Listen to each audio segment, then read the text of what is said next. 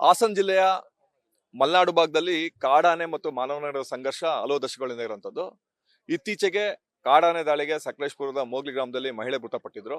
ಈ ಸಂಬಂಧ ಇದೀಗ ಆ, ಕೊಡಗು ಜಿಲ್ಲೆಯ ದುಬಾರೆಯಿಂದ 5 ಸಾಕಾನೆಗಳನ್ನ ಆ, ಹಾಸನ ಜಿಲ್ಲೆಯ ಕಟ್ಕೊಂಡು ಬಂದಿದ್ದಾರೆ. ಇನ್ನೇನು ಪುಂಡಾನೆನ ಸೆರೆ ಹಿಡಿಯಲು ಎಲ್ಲಾ ರೀತಿಯ ಕಾರ್ಯಾಚರಣೆ ಶುರು ಆಗಿರುವಂತದ್ದು. ಈಗ ACF ಇದ್ದಾರೆ, ಅವರಿಗೆ ಮಾತಾಡ್ತಾ ಹೋಗ್ತೀನಿ.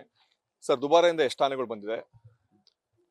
ಇವತ್ತಿನ ಕಾರ್ಯಾಚರಣೆಗೆ ದುಬಾರೆಯಿಂದ 4 ಸಾಕಾನೆ ತಂದಿದೀವಿ. ಹಾಗೇನೆ ಹಾರಂಗಿ ಕ್ಯಾಂಪಿಂದ ಒಟ್ಟು 5 ಸಾಕಾನೆಗಳನ್ನ ನಾವು ಕರೆ ತಂದಿದೀವಿ. ಅಲ್ಲ, ಯಾವ ಪುಂಡಾನೆನ ಹಿಡಿಯಕ್ಕೆ ಎಲ್ಲಾ ರೀತಿ ಸಿದ್ಧತೆಗಳು ಮಾಡ್ಕೊಂಡಿರೋ ಸರ್?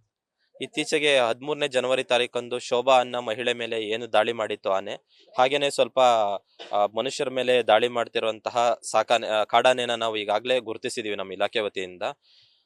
ಅದೇ ಕಾಡಾನೆನ ಸೆರೆ ಹಿಡಿಯೋದಕ್ಕೆ ಈಗಾಗಲೇ ನಾವು 5 ಸಾಕಾನೆಗಳನ್ನ ತಂದಿದೀವಿ. ಕಾರ್ಯಾಚರಣೆನ ಇವತ್ತಿಂದ ಪ್ರಾರಂಭಿಸ್ತಾ ಇದೀವಿ.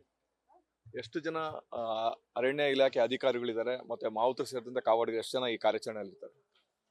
ಈಗ ಸಾಕಾನೆಯೊಂದಿಗೆ ಒಂದು 40 ಜನ ಆನೆ ಮಾವುತರು, ಕಾವಾಡಿಗಳು, ವಿಶೇಷ ಕಾವಾಡಿಗಳು ಎಲ್ಲ ಬಂದಿದ್ದಾರೆ. ಹಾಗೇನೆ ನುರಿತ ಪಶು ವೈದ್ಯರ ತಂಡ ರಾಜೀವ್ ಗಾಂಧಿ ರಾಷ್ಟ್ರೀಯ ಉದ್ಯಾನವನ ನಾಗರಹೊಳೆಯಿಂದ ಬರ್ತಾ ಇದ್ದಾರೆ. ಅದಲ್ಲದೆ ನಮ್ಮ ಅರಣ್ಯ ಇಲಾಖೆಯಿಂದ ಹಾಸನ ಜಿಲ್ಲೆಯ 60 ಸಿಬ್ಬಂದಿಗಳು, ಹಾಗೇನೆ ಪೊಲೀಸ್ ಇಲಾಖೆಯಿಂದ 60, ಒಟ್ಟು 200 ಸಿಬ್ಬಂದಿಗಳು ಈ ಕಾರ್ಯಾಚರಣೆಯಲ್ಲಿ ಪಾಲ್ಗೊಳ್ತಾ ಇದ್ದೀವಿ. ಎಷ್ಟು ಪುಂಡಾನೆ ಹಿಡಿಯಕ್ಕೆ ಕಾರ್ಯಾಚರಣೆ ಮಾಡ್ತಾ ಇದ್ದಾರೆ? ಸದ್ಯಕ್ಕೆ ನಮ್ಮ ರಾಜ್ಯ ವನ್ಯಜೀವಿ ಪರಿಪಾಲಕರಿಂದ ಇತ್ತೀಚೆಗೆ ನಡೆದ ಘಟನೆಯಲ್ಲಿ ಮನುಷ್ಯರ ಮೇಲೆ ದಾಳಿ ಮಾಡಿದ್ದಂತಹ 1 ಕಾಡಾನೆ ಸೆರೆ ಹಿಡಿಯೋದಕ್ಕೆ ಅನುಮತಿ ದೊರೆತಿದೆ. 1 ಕಾಡಾನೆ ಸೆರೆ ಹಿಡಿದ ನಂತರ ನಾವು ನಮ್ಮ ಹಿರಿಯ ಅಧಿಕಾರಿಗಳೊಂದಿಗೆ ಚರ್ಚೆ ಮಾಡಿಬಿಟ್ಟು ಮುಂದಿನ ಕ್ರಮ ಕೈಗೊಳ್ತೀವಿ.